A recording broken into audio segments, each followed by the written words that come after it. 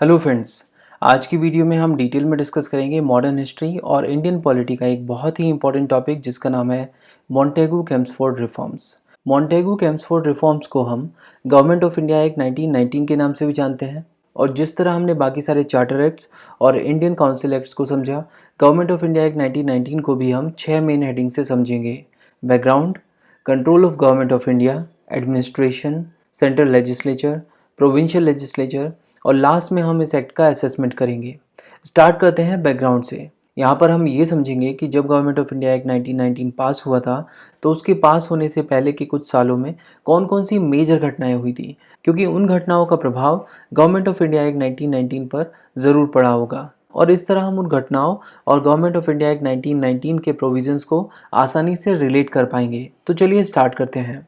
हुआ क्या कि 1914 में फर्स्ट वर्ल्ड वार शुरू हो गया।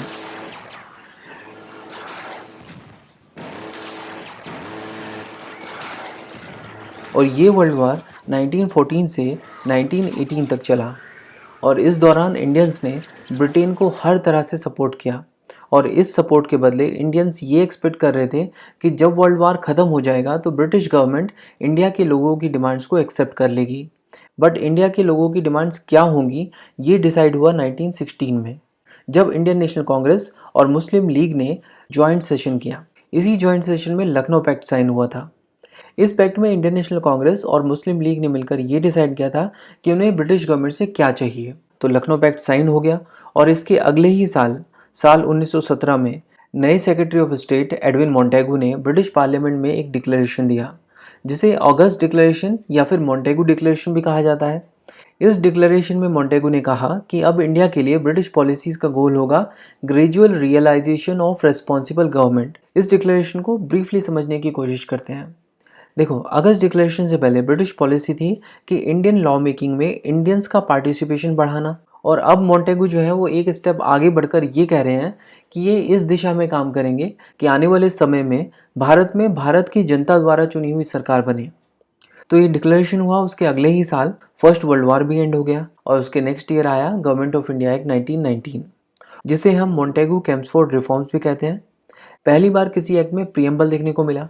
इसके प्रीएम्बल में लिखा था कि इंडिया में रिस्पॉन्सिबल गवर्नमेंट इस्टेब्लिश करना ब्रिटिश गवर्नमेंट का ऑब्जेक्टिव है। यानी अगस्त डिक्लेरेशन को एक बार फिर से रीअफर्म किया गया था यहाँ पर। बट यहाँ पर यह भी लिखा था कि इंडिया जो है वो स्टिल ब्रिटिश एम्पायर का इंटीग्रल पार्ट रहेगा। मतलब लॉन्ग टर्म में ये भारत के लोगों की सरकार तो बनवाएंगे, बट ये जो सरकार बनेगी ये ब्रिटेन की पार्लियामेंट को ही रिपोर्ट करेगी। तो ये था बैकग्राउंड। अब देखते हैं गवर्नमेंट ऑफ इंडिया का कंट्रोल किसके हाथ में था। तो इंडियन गवर्नमेंट का कंट्रोल अभी भी सेक्रेटरी ऑफ स्टेट के ही हाथों में था, जो कि ब्रिटेन में रहते थे। वाइसरॉय की मदद से ये इंडियन एडमिनिस्ट्रेशन को संभालते थे। और क्योंकि उस समय वाइसरॉय थे चेम्सफोर्ड और सेक्रेटरी ऑफ स्टेट थे मॉन्टेगू, इसीलिए गवर्नमेंट ऑफ इंडिया एक्ट 1919 को मॉन्टेगू-चेम्सफोर्ड रिफॉर्म भी कहा जाता है। तो क्या गवर्नमेंट ऑफ इंडिया एक्ट 1919 में control of government of India से रिलेटेड कोई चेंजेस हुए? ये जानने से पहले हम ये देखेंगे कि लखनऊ पैक्ट में इससे रिलेटेड कोई डिमांड थी कि नहीं। देखो, लखनऊ पैक्ट में इंडियन नेशनल कांग्रेस और मुस्लिम लीग ने ये आपत्ति जाहिर की थी कि भाई सेक्रेटरी ऑफ स्टेट की सैलरी आप इंडियन फंड से क्यों देते हो। भाई सेक्रेटरी ऑफ स्टेट तो ब्रिटेन का कैबिनेट मिनिस्टर है, तो उसकी सैलरी तो कम से कम ब्रिटिश गवर्नमेंट को खुद देनी चाहिए। तो ब्रिटिश गवर्नमेंट ने कहा कि देखो भाई, ये जो सेक्रेटरी ऑफ स्टेट है दो तरह के काम करता है। एक तो वो जो पॉलिटिकल और एडमिनिस्ट्रेशन से रिलेटेड है, और दूसरा काम है एजेंसी वर्क, जिसे आप कह सकते हो कि वो वर्क जो आज की डेट में कोई भी एम्बेसी करती है। ब्रिटिश गवर्नमेंट ने कहा कि हम इंडियन फंड से सैलरी इसलिए पे कर रहे हैं क्योंकि ये एजेंसी वर्क कर रहा है, और एजेंसी वर्क कैबिनेट मिनिस्टर का काम थोड़ा है, और अगर आपको इससे दिक्कत है तो हम इसको चेंज कर देते हैं। तो ब्रिटिश गवर्नमेंट ने गवर्नमेंट ऑफ इंडिया एक्ट 1919 में लंदन में एक नया ऑफिस क्रिएट किया जिसका नाम था हाई कमीशन ऑफ इंडिया। और अब जो एजेंसी वर्क था उसको हाई कमीशन ऑफ इंडिया में डाल दिया, जबकि सेक्रेटरी ऑफ स्टेट अब भी पॉलिटिकल और एडमिनिस्ट्रेटिव वर्क करता रहेगा। यानी सेक्रेटरी ऑफ स्टेट और हाई कमीशन ऑफ इंडिया दोनों को सेपरेट कर दिया। इसके साथ साथ इन्होंने ये कहा कि सेक्रेटरी ऑफ स्टेट की जो सैलरी है वो अब ब्रिटिश सरकार दे देगी, but high commission of India की सैलरी अभी भी इंडियन फंड से ही पे की जाएगी। तो देखा जाए तो लखनऊ पैक्ट की इस डिमांड को काफ़ी हद तक मान लिया गया। तो ये थे control in government of India में चेंजेस। अब देखते हैं कि एडमिनिस्ट्रेशन में कोई चेंजेस हुए कि नहीं। बट पहले देखते हैं कि इंडियन काउंसिल एक्ट 1909 में क्या स्थिति थी। देखो, ये आपको पता है कि वाइसरॉय के पास ऑर्डिनेंस पावर पहले से थी, इनफैक्ट इंडियन काउंसिल एक्ट 1861 से। उसके अलावा एग्जीक्यूटिव काउंसिल में 6 मेंबर्स थे, जिनमें एक इंडियन अलाउड था। तो क्या गवर्नमेंट ऑफ इंडिया एक्ट 1919 में यहाँ कोई चेंजेस हुए? जी हाँ, यहाँ पर चेंजेस हुए। देखते हैं क्या क्या चेंजेस हुए। यहाँ जो मेजर चेंज था वो ये कि एग्जीक्यूटिव काउंसिल में अब एक नहीं बल्कि 3 इंडियंस अलाउड थे। हालांकि एग्जीक्यूटिव काउंसिल के टोटल मेंबर्स अभी भी 6 ही थे। तो ये थे एडमिनिस्ट्रेशन से रिलेटेड चेंजेस। अब देखते हैं सेंट्रल लेजिस्लेचर में क्या क्या चेंजेस हुए। बट पहले देखते हैं इंडियन काउंसिल एक्ट 1909 में क्या स्थिति थी। आप देख सकते हैं कि एक वाइसरॉय और 6 एग्जीक्यूटिव काउंसिल मेंबर्स के अलावा कुछ एडिशनल मेंबर्स हुआ करते थे, जिनकी संख्या मिनिमम 16 और मैक्सिमम 60 हो सकती थी। हालांकि स्टार्टिंग से ही इसको 60 ही रखा गया। इन एडिशनल मेंबर्स में कुछ ऑफिशियल्स होते थे और कुछ नॉन ऑफिशियल्स। ऑफिशियल्स मतलब वो लोग जो ब्रिटिश सिविल सर्विसेज या फिर मिलिट्री सर्विसेज में किसी पद पर काम कर रहे होते थे। ऑफिशियल्स को वाइसरॉय नॉमिनेट करता था और इनकी संख्या थी 28, जबकि नॉन ऑफिशियल्स 32 हुआ करते थे। और ये जो नॉन ऑफिशियल थे ये 4 जगहों से आते थे। 5 को वाइसरॉय नॉमिनेट करता था, 13 स्पेशल इलेक्टोरेट के थ्रू, 12 प्रोविंशियल असेंबलीज से और 2 आते थे कैलकाटा और बॉम्बे के चैम्बर ऑफ कॉमर्स से इलेक्ट होकर। एक बार देखते हैं कि सेंट्रल लेजिस्लेचर के मेंबर्स को लेकर लखनऊ पैक्ट में क्या क्या डिमांड्स थी। ओके, लखनऊ पैक्ट में कहा गया था कि एडिशनल मेंबर्स कम हैं, इन्हें बढ़ाकर 150 कर देना चाहिए, जिनमें कम से कम 75 जो है वो इंडियंस होने चाहिए और इन 75 के 1/3 मुस्लिम होने चाहिए। मतलब यहाँ पर इंडियन नेशनल कांग्रेस और मुस्लिम लीग दोनों ने मिलकर ये एग्री किया था कि मुस्लिम्स को 1/3 सीट्स यानी 25 सीट्स पर सेपरेट इलेक्टोरेट दिया जाना चाहिए। तो ये तो थी इंडियंस की डिमांड। चलिए आप देखते हैं कि गवर्नमेंट ऑफ इंडिया एक्ट 1919 में एक्चुअली में चेंजेस क्या क्या हुए। ओके, तो गवर्नमेंट ऑफ इंडिया एक्ट 1919 में सेंट्रल लेजिस्लेचर को बाइकैमरल कर दिया गया, यानी अब यहाँ पर 2 हाउसेस बना दिए गए, लेजिस्लेटिव असेंबली और council of state. Legislative assembly को कहा गया लोअर हाउस और काउंसिल ऑफ स्टेट को कहा गया upper house. Actually government of India act 1919 में कोशिश ये की जा रही थी कि इंडिया में ब्रिटिश पार्लियामेंट के मॉडल पर लेजिस्लेचर को मोल्ड किया जाए। लेजिस्लेटिव असेंबली के मेंबर्स की संख्या रखी गई 145 और काउंसिल ऑफ स्टेट के मेंबर्स की संख्या रखी गई 60। लखनऊ पैक्ट में तो बस 150 मेंबर्स की बात हुई थी और यहाँ पर 205 मेंबर्स कर दिए गए थे। तो देखा जाए तो लखनऊ पैक्ट की डिमांड को मान लिया गया था। बट लखनऊ पैक्ट में एक डिमांड और भी थी और वो डिमांड थी लेजिस्लेटिव काउंसिल के मेंबर्स की टर्म को 5 साल के लिए लिया जाना चाहिए। तो यहाँ पर गवर्नमेंट ऑफ इंडिया एक्ट 1919 में काउंसिल ऑफ स्टेट के मेंबर्स की टर्म को 5 साल भी कर दिया गया। तो लखनऊ पैक्ट की ये डिमांड भी मान ली गई। हालांकि लेजिस्लेटिव असेंबली में मेंबर्स की टर्म को 3 साल ही रखा गया। अब जो है हम इस बाइकैमरल स्ट्रक्चर को थोड़ा और डिटेल में देखते हैं। लेजिस्लेटिव असेंबली और काउंसिल ऑफ स्टेट, इन दोनों में कुछ मेंबर्स इलेक्ट होते थे और कुछ नॉमिनेटेड।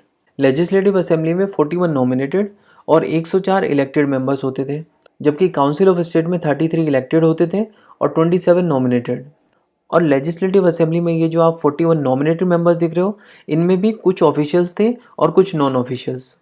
और इसी तरह काउंसिल ऑफ स्टेट के नॉमिनेटेड मेंबर्स भी कुछ ऑफिशियल्स होते थे और कुछ नॉन ऑफिशियल।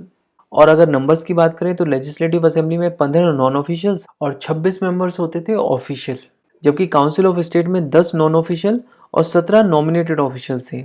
अब देखते हैं लेजिस्लेटिव असेंबली के इलेक्टेड मेंबर्स को। ये आते थे 6 जगहों से इलेक्ट होकर। 52 इलेक्ट होकर आते थे जनरल कॉन्स्टिट्यूएंसी से, 30 मुस्लिम कॉन्स्टिट्यूएंसी से और 9 सीट्स रिजर्व थी यूरोपियंस के लिए, 7 लैंडलॉर्ड्स के लिए, 4 इंडियन कॉमर्स के लिए और 2 सीट्स सिखों के लिए। यानी गवर्नमेंट ऑफ इंडिया एक्ट 1919 में मुस्लिम्स के साथ साथ सिखों और यूरोपियंस को भी सेपरेट इलेक्टोरेट दे दिया गया था। अब देखते हैं काउंसिल ऑफ स्टेट के इलेक्टेड मेंबर्स को। यहाँ पर जनरल सीट्स थी 15, इसके अलावा 11 सीट्स मुस्लिम्स के लिए रिजर्व थी, 3 यूरोपियंस के लिए और 3 मेंबर्स चुनकर आते थे बॉम्बे, बंगाल और बर्मा के चैम्बर ऑफ कॉमर्स से और 1 सीट सिख कम्युनिटी के लिए रिजर्व की गई थी। यानी टोटल इलेक्टेड सीट्स हुई 104 + 33 यानी 137 और इन सीट्स में से यूरोपियंस के लिए 12 सीट्स रिजर्व थी। तो अगर हम देखें कि इंडिया के लोगों के लिए कितनी इलेक्टेड सीट्स थी तो वो होगा total elected seats minus total elected Europeans की सीट्स, यानी 137 - 12 ये हो गई 125। यानी इंडियंस के लिए टोटल 125 सीट्स पर चुनाव होना था सेंट्रल लेजिस्लेचर के लिए, और इनमें से 41 सीट्स पर मुस्लिम कैंडिडेट्स को चुना जाना था सेपरेट इलेक्टोरेट के थ्रू। यानी हम ये कह सकते हैं कि मुस्लिम्स के लिए 1/3 इंडियन सीट्स रिजर्व कर दी गई थी गवर्नमेंट ऑफ इंडिया एक्ट 1919 में, और ये भी तो वन ऑफ द डिमांड थी लखनऊ पैक्ट की, तो ये डिमांड भी पूरी हो गई। लेकिन लेजिस्लेटिव असेंबली और काउंसिल ऑफ स्टेट, इन दोनों में डिफरेंस क्या है?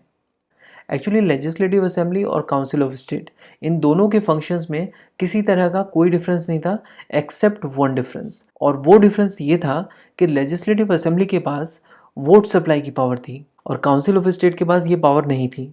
वोट सप्लाई का मतलब क्या है? वोट सप्लाई का मतलब ये है कि लेजिस्लेटिव असेंबली के मेंबर्स के पास ये पावर थी कि वो गवर्नमेंट के खर्चों के प्रपोजल्स पर एग्री या फिर डिसएग्री कर सकते हैं।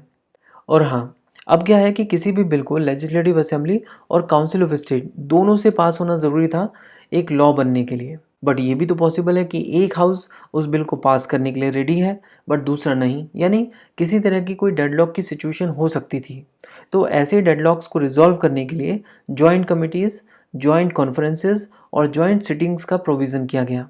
हेलो फ्रेंड्स, आज की वीडियो में हम लोग डिटेल में डिस्कस करेंगे मॉडर्न हिस्ट्री और इंडियन पॉलिटी का एक बहुत ही इंपॉर्टेंट टॉपिक, जिसका नाम है गवर्नमेंट ऑफ इंडिया एक्ट 1935। जिस तरह हमने बाकी सारे चार्टर एक्ट्स, काउंसिल एक्ट्स और गवर्नमेंट ऑफ इंडिया एक्ट्स को समझा, गवर्नमेंट ऑफ इंडिया एक्ट 1935 को भी हम 6 मेन हेडिंग से समझेंगे: background, control of government of India, administration, central legislature, provincial legislature, और लास्ट में हम कुछ और इम्पॉर्टेंट पॉइंट्स को कवर करेंगे। स्टार्ट करते हैं बैकग्राउंड से। यहाँ पर हम ये समझेंगे कि जब गवर्नमेंट ऑफ इंडिया एक्ट 1935 पास हुआ था, तो उसके पास होने के पहले के कुछ सालों में कौन कौन सी मेजर घटनाएं हुई थी, क्योंकि उन घटनाओं का प्रभाव गवर्नमेंट ऑफ इंडिया एक्ट 1935 पर ज़रूर पड़ा होगा। और इस तरह हम उन घटनाओं और गवर्नमेंट ऑफ इंडिया एक्ट 1935 के प्रोविजंस को आसानी से रिलेट कर पाएंगे। तो चलिए स्टार्ट करते हैं। हुआ क्या कि साल 1919 में ब्रिटिश पार्लियामेंट ने गवर्नमेंट ऑफ इंडिया एक्ट 1919 पास कर दिया था, जिसे मॉन्टेगू केम्सफोर्ड रिफॉर्म भी कहा जाता है। इस एक्ट के प्रोविजंस के हिसाब से साल 1927 में एक कमीशन सेटअप किया गया, जिसका नाम था साइमन कमीशन। साइमन कमीशन का काम था कि वो गवर्नमेंट ऑफ इंडिया एक्ट 1919 के प्रोविजंस का रिव्यू करे और प्रपोज करे कि भारत में कौन कौन से कॉन्स्टिट्यूशनल रिफॉर्म्स होने चाहिए। बट इंडिया के जो नेशनलिस्ट लीडर्स थे वो इस कमीशन का विरोध कर रहे थे, और विरोध इस बात पर था कि भारत के कॉन्स्टिट्यूशनल रिफॉर्म्स प्रपोज करने के लिए जो कमीशन बनाया गया है उसमें एक भी भारतीय को शामिल नहीं किया गया है। तो ब्रिटिश गवर्नमेंट ने इंडियन लीडर्स को कहा कि ठीक है, अगर आपको लगता है कि आप एक ऐसा कॉन्स्टिट्यूशन बना सकते हो जिसमें भारत के सभी वर्गों की सहमति होगी, तो आप अपनी रिपोर्ट बनाकर दे सकते हो। हम कॉन्स्टिट्यूशनल रिफॉर्म्स बनाने के टाइम पर साइमन कमीशन की रिपोर्ट के साथ साथ आपकी रिपोर्ट को भी कंसीडर कर लेंगे। इंडियन लीडर्स ने इस चैलेंज को एक्सेप्ट किया और एक कमेटी बनाई। इस कमेटी के चेयरमैन थे मोतीलाल नेहरू, और इसीलिए इस कमेटी की रिपोर्ट को कहा जाता है नेहरू रिपोर्ट। इसके कुछ ही समय बाद साइमन कमीशन ने भी अपनी रिपोर्ट को पब्लिश कर दिया। उधर जिन्ना ने भी अपने 14 पॉइंट्स दे दिए थे, जिन्हें जिन्नास 14 पॉइंट्स कहा जाता है। मोहम्मद अली जिन्ना ने अपने ये पॉइंट्स इसलिए दिए थे क्योंकि जिन्ना को लग रहा था कि नेहरू रिपोर्ट में मुस्लिम्स की डिमांड को अच्छे से माना नहीं जा रहा है। तो साइमन कमीशन की रिपोर्ट, नेहरू रिपोर्ट और जिन्ना के 14 पॉइंट्स पर डिस्कशन के लिए ब्रिटेन में 3 राउंड टेबल कॉन्फ्रेंसेस कंडक्ट की गई 1930 से 1932 तक, और फाइनली राउंड टेबल कॉन्फ्रेंसेस के डिस्कशन और रिकमेंडेशंस के बेस पर 1933 में एक वाइट पेपर पब्लिश किया गया। इसके अलावा ब्रिटिश गवर्नमेंट ने डिफरेंट इश्यूज़ पर अपनी रिसर्च के लिए कुछ जॉइंट कमेटीज़ भी बनाई हुई थी, उनकी रिपोर्ट्स को भी शामिल किया गया, और इन सब के बेसिस पर गवर्नमेंट ऑफ इंडिया एक्ट 1935 बनाया गया। हमने देखा कि गवर्नमेंट ऑफ इंडिया एक्ट 1919 में पहली बार प्रीएम्बल को ऐड किया गया था, बट यहाँ पर गवर्नमेंट ऑफ इंडिया एक्ट 1935 में प्रीएम्बल मिसिंग था। तो ये था बैकग्राउंड। अब देखते हैं कि गवर्नमेंट ऑफ इंडिया का कंट्रोल किसके हाथ में था। तो इंडियन गवर्नमेंट का कंट्रोल अभी भी सेक्रेटरी ऑफ स्टेट के ही हाथों में था, और उस समय सेक्रेटरी ऑफ स्टेट थे लॉरेंस डंडास, जो कि ब्रिटेन में रहते थे और वायसरॉय की मदद से इंडियन एडमिनिस्ट्रेशन को संभाल रहे थे। और गवर्नमेंट ऑफ इंडिया एक्ट 1858 में हमने देखा था कि सेक्रेटरी ऑफ स्टेट की मदद के लिए एक 15 मेंबर काउंसिल बनाई गई थी, जिसे इंडियन काउंसिल कहा जाता था। तो अब क्वेश्चन ये है कि क्या गवर्नमेंट ऑफ इंडिया एक्ट 1935 में control of government of India से रिलेटेड कोई चेंजेस हुआ? तो इसका आंसर है हाँ, यहाँ पर चेंजेस हुए हैं। देखते हैं कि गवर्नमेंट ऑफ इंडिया एक्ट 1935 में कंट्रोल ऑफ गवर्नमेंट से रिलेटेड क्या क्या चेंजेस हुए। पहला चेंज तो ये हुआ कि इंडियन काउंसिल को अब बस एडवाइज़र कहा जाएगा और एडवाइज़र्स की संख्या को 15 से घटाकर 6 कर दिया गया था। इसके अलावा क्योंकि गवर्नमेंट ऑफ इंडिया एक्ट 1919 में बर्मा को इंडिया से अलग कर दिया गया था, इसीलिए secretary of state for India को अब secretary of state for India and Burma कहा गया। उस समय सेक्रेटरी ऑफ स्टेट थे लॉरेंस डंडास, जिन्हें सेकेंड मार्केस ऑफ जेटलैंड भी कहा जाता है, और ये बने पहले secretary of state for India and Burma. तो ये थे वो चेंजेस जो control of government of India से रिलेटेड हुए। अब देखते हैं कि गवर्नमेंट ऑफ इंडिया एक्ट 1935 में एडमिनिस्ट्रेशन से रिलेटेड कुछ चेंजेस हुए कि नहीं। बट पहले देखना होगा कि इंडियन काउंसिल एक्ट 1919 में क्या स्थिति थी। देखो, ये तो आपको पता ही है कि वाइसरॉय के पास ऑर्डिनेंस पावर पहले से ही थी, इनफैक्ट इंडियन काउंसिल एक्ट 1861 से। उसके अलावा एग्जीक्यूटिव काउंसिल में 6 मेंबर्स थे, जिनमें 3 इंडियंस अलाउड थे। तो क्या गवर्नमेंट ऑफ इंडिया एक्ट 1935 में यहाँ पर कोई चेंजेस हुए? जी नहीं, यहाँ पर गवर्नमेंट ऑफ इंडिया एक्ट 1935 में कोई भी चेंजेस नहीं किए गए। तो ये तो बात हुई गवर्नमेंट ऑफ इंडिया एक्ट 1935 के एडमिनिस्ट्रेशन की। अब देखते हैं कि गवर्नमेंट ऑफ इंडिया एक्ट 1935 में सेंट्रल लेजिस्लेचर की क्या स्थिति थी। बट उससे पहले हमें गवर्नमेंट ऑफ इंडिया एक्ट 1919 के सेंट्रल लेजिस्लेचर पर नज़र मारनी होगी। देखो, गवर्नमेंट ऑफ इंडिया एक्ट 1919 में लेजिस्लेटिव असेंबली में 145 मेंबर्स थे और काउंसिल ऑफ स्टेट में 60, और इन दोनों हाउसेज में कुछ मेंबर्स इलेक्ट होकर आते थे और कुछ मेंबर्स वाइसरॉय द्वारा नॉमिनेट होकर। और इन नॉमिनेटेड मेंबर्स में कुछ मेंबर्स ऑफिशियल्स होते थे और कुछ नॉन ऑफिशियल्स। ऑफिशियल मेंबर्स मतलब वो मेंबर्स जो ब्रिटिश गवर्नमेंट में सिविल सर्विसेज या फिर मिलिट्री सर्विसेज में काम कर रहे होते थे। यहाँ पर गौर करने वाली बात यह है कि ये सभी मेंबर्स ब्रिटिश प्रोविंसेस से आते थे, प्रिंसली स्टेट से नहीं। और गवर्नमेंट ऑफ इंडिया एक्ट 1935 में यहाँ पर काफ़ी सारे चेंजेस हुए। पहला चेंज तो ये हुआ कि अब लेजिस्लेटिव असेंबली में 145 नहीं बल्कि 375 मेंबर्स कर दिए गए और काउंसिल ऑफ स्टेट में मेंबर्स की संख्या को बढ़ाकर 260 कर दिया गया। इसके अलावा गवर्नमेंट ऑफ इंडिया एक्ट 1935 में ये प्रपोज किया गया कि एक ऑल इंडिया फेडरेशन बनाई जाएगी, जिसमें ब्रिटिश इंडियन प्रोविंसेस और प्रिंसली स्टेट्स दोनों के मेंबर्स को रिप्रेजेंटेशन दिया जाएगा। लेजिस्लेटिव असेंबली में अब 125 मेंबर्स प्रिंसली स्टेट्स को रिप्रेजेंट करेंगे और 250 मेंबर्स ब्रिटिश इंडियन प्रोविंसेस को। इसके अलावा काउंसिल ऑफ स्टेट में 104 मेंबर्स प्रिंसली स्टेट्स के होंगे और ब्रिटिश इंडियन प्रोविंसेस से 156। और हाँ, लेजिस्लेटिव असेंबली को अब फेडरल असेंबली कहा जाएगा। यहाँ पर यह भी कहा गया कि प्रिंसली स्टेट्स की अपनी खुद की मर्जी होगी कि वो फेडरेशन को ज्वाइन करना चाहते हैं या नहीं। अगर वो फेडरेशन को ज्वाइन करना चाहते हैं तो उन्हें ब्रिटिश गवर्नमेंट के साथ एक इंस्ट्रूमेंट ऑफ एक्सेशन साइन करना होगा। इसके अलावा यहाँ पर गवर्नमेंट ऑफ इंडिया एक्ट 1935 में कम्युनल रिप्रेजेंटेशन को गवर्नमेंट ऑफ इंडिया एक्ट 1919 के मुकाबले और ज़्यादा बढ़ा दिया गया। यहाँ पर मुस्लिम, सिख और यूरोपियंस के साथ साथ लेबर्स, लैंडलॉर्ड और वुमेन्स को भी सेपरेट इलेक्टोरेट दे दिया गया। एक और important cheese, government of India act 1919 में सभी सब्जेक्ट्स को सेंट्रल सब्जेक्ट और प्रोविंशियल सब्जेक्ट में डिवाइड किया गया था। जो सब्जेक्ट ऑल इंडिया इंटरेस्ट के थे या जिनमें ये पाया कि देश में यूनिफॉर्मिटी होनी चाहिए, ऐसे सब्जेक्ट्स को सेंट्रल लिस्ट में डाल दिया गया था, जैसे कि defence, foreign policy, political relation, currency, minting of coins etcetera. इसके अलावा 50 प्रोविंशियल सब्जेक्ट्स को 2 पार्ट्स में डिवाइड किया गया था, ट्रांसफ़र सब्जेक्ट और रिजर्व सब्जेक्ट। रिजर्व सब्जेक्ट पर गवर्नर और उसकी एग्जीक्यूटिव काउंसिल लॉ बनाती थी, जबकि ट्रांसफर सब्जेक्ट पर गवर्नर और इंडियन मिनिस्टर मिलकर लॉ बनाते थे। अब देखते हैं कि गवर्नमेंट ऑफ इंडिया एक्ट 1935 में यहाँ पर क्या क्या चेंजेस हुए।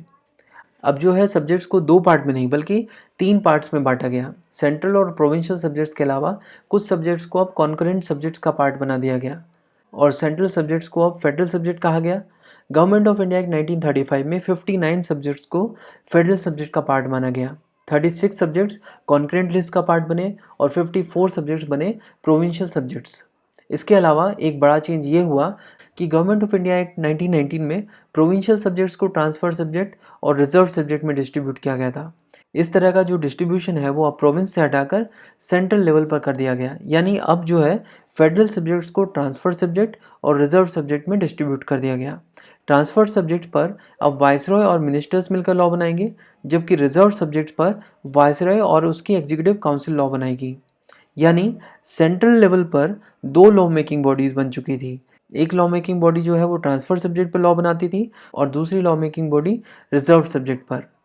यानी सेंट्रल लेवल पर हमें डबल गवर्नमेंट देखने को मिल रही है और इसीलिए ये कहा गया कि गवर्नमेंट ऑफ इंडिया एक्ट 1935 ने सेंट्रल लेवल पर डायरेक्टली इंट्रोड्यूस कर दी थी, जो कि साइमन कमीशन की रिकमेंडेशन पे किया गया था। देखो ये तो क्लियर है कि फेडरल सब्जेक्ट पर लॉ जो है वो सेंट्रल लेजिस्लेचर बनाएगा और प्रोविंशियल सब्जेक्ट पर लॉ प्रोविंशियल लेजिस्लेचर बनाएगा। इसके अलावा जो तीसरे सब्जेक्ट हैं कॉन्करेंट सब्जेक्ट, उन पर सेंट्रल लेजिस्लेचर और प्रोविंशियल लेजिस्लेचर दोनों मिलकर लॉ बनाएंगे। बट मान लो कोई ऐसा सब्जेक्ट आ जाए जो ना फेडरल सब्जेक्ट का पार्ट है, ना प्रोविंशियल सब्जेक्ट का पार्ट है और ना ही कॉन्करेंट सब्जेक्ट का, उसे कहा जाएगा रेजिडुअल सब्जेक्ट। अब ऐसे सब्जेक्ट को किसी ना किसी लिस्ट में तो ऐड किया ही जाएगा, बट इस प्रोसेस में बहुत ज़्यादा टाइम लग सकता है। इसीलिए वायसरॉय को ये पावर दी गई कि वायसरॉय किसी भी रेजिडुअल सब्जेक्ट पर लॉ बना सकता है। तो ये थे वो चेंजेस जो सेंट्रल लेजिस्लेचर लेवल पर हुए। अब देखते हैं कि प्रोविंशियल लेजिस्लेचर में क्या क्या चेंजेस हुए। बट पहले देखेंगे कि गवर्नमेंट ऑफ इंडिया एक्ट 1919 में प्रोविंशियल लेजिस्लेचर की क्या स्थिति थी। हमने देखा था कि प्रोविंशियल लेजिस्लेचर 9 जगहों पर थी। इसके अलावा एडिशनल मेंबर्स की संख्या को बढ़ाया गया था, जिसमें कुछ मेंबर्स इलेक्टेड हुआ करते थे और कुछ नॉमिनेटेड। इलेक्टेड मेंबर्स में से 3-4 मेंबर्स को मिनिस्टर बनाया गया था प्रोविंस लेवल पर। और प्रोविंशियल सब्जेक्ट्स को 2 पार्ट में डिवाइड किया गया था, ट्रांसफर्ड सब्जेक्ट और रिजर्व सब्जेक्ट। ट्रांसफर्ड सब्जेक्ट पर लॉज बनाते थे गवर्नर और इंडियन मिनिस्टर्स, जबकि रिजर्व सब्जेक्ट पर लॉज बनाते थे गवर्नर और उसकी एग्जीक्यूटिव काउंसिल। यानी प्रोविंस लेवल पर 2 लॉ मेकिंग बॉडीज़ थी। 2 लॉ मेकिंग बॉडीज़ मतलब 2 गवर्नमेंट। तो हम कह सकते हैं कि गवर्नमेंट ऑफ इंडिया एक्ट 1919 में प्रोविंस लेवल पर डायरकी इंट्रोड्यूस की गई थी। हालांकि इस प्रोसेस में चेंजेस हुए। गवर्नमेंट ऑफ इंडिया एक्ट 1935 ने प्रोविंस लेवल पर किए गए इस डिवीज़न ऑफ सब्जेक्ट को हटा दिया और अब सिर्फ गवर्नर और इंडियन मिनिस्टर्स मिलकर प्रोविंशियल सब्जेक्ट पर लॉ बना सकते थे। यानी प्रोविंस लेवल पर अब सिर्फ एक ही लॉ मेकिंग बॉडी रह गई। इसके अलावा अब यहाँ पर यह भी कहा गया कि प्रोविंशियल लेवल पर सेंटर किसी भी तरह का कोई भी इंटरफेरेंस नहीं करेगा। यानी गवर्नमेंट ऑफ इंडिया एक्ट 1935 में प्रोविंशियल लेवल पर डायरकी को हटा दिया गया और प्रोविंसेस को ऑटोनोमस बना दिया गया। इसके अलावा अब जो है प्रोविंशियल लेजिस्लेचर 9 जगहों पर नहीं बल्कि 11 जगहों पर इस्टेब्लिश की गई। बिहार और उड़ीसा के लिए अलग अलग प्रोविंशियल लेजिस्लेचर बनाई गई। इसी के साथ साथ बॉम्बे प्रेसिडेंसी से सिंध को भी अब अलग कर दिया गया। बॉम्बे प्रेसिडेंसी से सिंध को अलग करने की जो डिमांड है वो जिन्ना ने अपने 14 पॉइंट्स में दी थी। तो जिन्ना और मुस्लिम लीग दोनों जो हैं गवर्नमेंट ऑफ इंडिया एक्ट 1935 के इस चेंज से खुश थे।